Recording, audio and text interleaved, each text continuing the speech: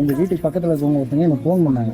இந்த மாதிரி உங்களை பத்தி டீட்டெயில் சொன்னாங்க. பிள்ளைங்க ஒரு பசங்க பையன் என்ன பண்றான் பையன்? பையன் நீ விட்டுட்டு ஓடிட்டேன். பையன் ஏன் ஓடி போனாங்க?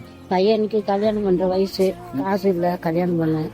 அதனால மன வருத்தத்தில் அது ஓடிடுச்சு. ரேஷன்ல கொடுக்குற அரிசி வாங்கி தான் அதை தான் பொங்கி சாப்பிடணும், வேற வழி இல்லை.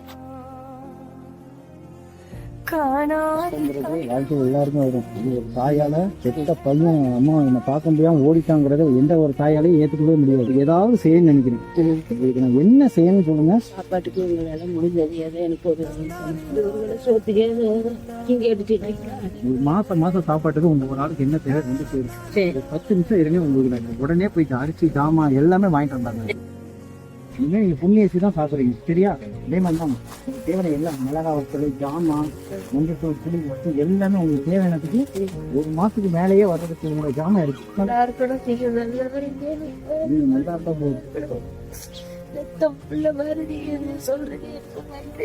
என்ன தேவையா இருந்தாங்க இந்த பணம் இருக்கு, யார்ட்டும் எதுவும் கேட்க கூடாது. வெள்ளம் வந்த ஊரினில் நான் 1 நேரம் சாப்பிடுறது சந்தோஷமா இருக்கு. போது இந்த வார்த்தை சொன்னீங்களே போதுக்காக தானே தானே தானே தானே தானே